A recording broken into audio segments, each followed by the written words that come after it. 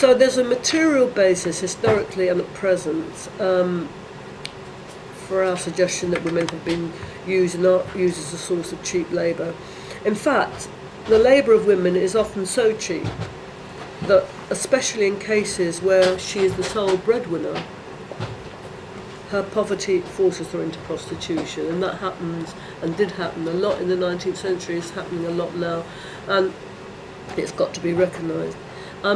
And I mean, one of the reasons ideologically for women's low pay is this myth of the family wage, that somehow or other the man gets paid to raise his children and to support his wife, which is a lot of nonsense. I mean, nobody's ever asked. I mean, if you go into work, you know, if your husband has got only, how many children have they got? Have you got a wife? No, they'll just give you the bloody wage. I mean, it's just nonsense. Anyway, so the fact of class exploitation, super exploitation, as the central pillar of the capitalist mode of production, does not in itself explain how the relations of production are maintained and reproduced. This can only be understood by examining the factors which exist outside the economic relations of production through the operation of ideologies whose function is to maintain, whether consciously or not, class relations in a more general sense.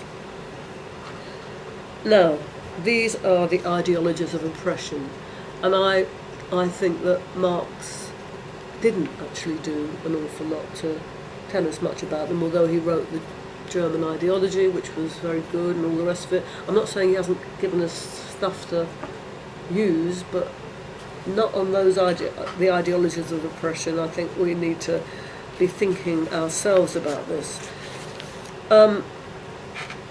We've noted that specific ideologies supporting oppression, racism and sexism have operated so insidiously and so successfully over the centuries in the concealment of contradictions, that is to say between men and women, black and white or whatever, that they've passed unnamed and unnoticed until the 20th century, until actually there was a movement amongst black people and amongst women to challenge the insidious racism and sexism in society. And we must have all noticed that. I mean, the Communist Party itself was dragged kicking and screaming, still hasn't quite got there yet, into the 21st century and understanding all of this. The trade union movement was extraordinarily backward. I'm talking about in Britain. And I speak as an active trade unionist, but I mean, until and unless we had a women's movement, it wouldn't have happened. Just doesn't emerge, you know. So basically, the ideologies passed unnamed and unnoticed, in fact, a gender and a colourblind approach to class politics has, until relatively recently, permeated even the most class-conscious sections of the labour movement.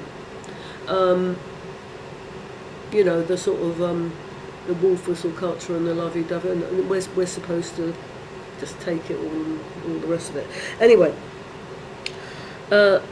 I would argue that these ideologies of racism and sexism are the chief non-coercive means of preventing the unity of the working class, thereby facilitating the perpetuation of the domination of the minority class over the majority. And I mean, this, we could discuss this. This may seem very crude and deterministic, but I'm not going to go into that at the moment because I suppose we want to have maximum time for discussion, don't we? Yeah, but take as long as you want. Oh, right. Well, I mean, I was just going to say something more about ideology, but perhaps I don't need to, because I wanted just to, I will just concentrate on this.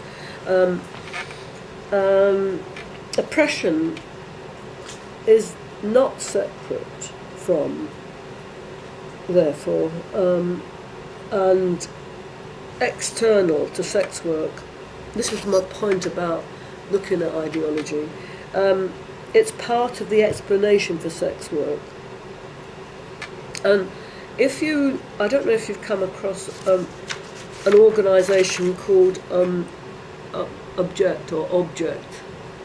It's a human rights organisation which challenges sex object culture, in which women are increasingly sexualised as sex objects in our media and in our everyday lives. And they do some very, very good work. A lot of young women involved in this. It's terrific to see it, actually, because you just think, oh, God, thank God, socialist feminists aren't dead. And they're not dying out in my generation. And they give the following statistics related to this sex object culture. And they say that, and they have got proof of all this, but you'll have to look at their website. Over half, 54% of all women around the world say they first became aware of the need to be physically attractive between 6 and 17 years of age. And they go on to say 66% of teenage girls would consider plastic surgery and 20% would do it right now. How sad is that?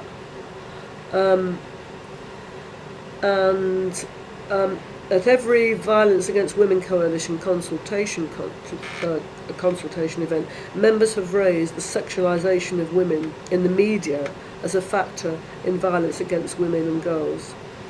1 in 3 people believe a woman is responsible for violence committed against her if she's wearing revealing clothing. In other words, a man's got nothing to do with it. So they go on to say that the overwhelming portrayal of women as sex objects in society plays a role in maintaining inequality between women and men. So it's another part of the ideological issue. And this has been recognised at international level by the United Nations, who formed this convention to eliminate discrimination against women. And calls on states to take decisive action to tackle objectification, which it links to stereotypes and prejudices based on gender. I can't see this government doing anything like that. So the sex industry further reinforces sexism in wider society, helping to shape how men and women view themselves and each other. In terms of ideology, women have been subject to the male gaze for centuries, rendering their bodies as objects of male desire. This is, and by the way, what individuals, well, anyway, we can discuss this. This is especially true of the sex industry, but it also has wider repercussions. Just look at the issue, as I mentioned before, of the sexualisation of girls, the explosion of lads' mags everywhere, and the ubiquitous nude in the red top newspapers. This is why we cannot simply see the sex trade as separate from the wider issue of women's oppression and exploitation, and why actually it is linked very much to the question of class and gender. And we need, as communists, to put it into that context, but we need to also ensure that even if we haven't got fully formed policy on the issue of the sex trade, although I have got some ideas myself, but I'd be interested to hear what you've got to say. One thing we mustn't do is to go down this sanitised libertarian route, which I think the GMB are doing. I think it's so dangerous, and it's not recognising all the pitfalls that I've tried to mention. And I'll stop there, and hopefully leave you enough time for lots of discussion. Okay, thanks very much, Mary.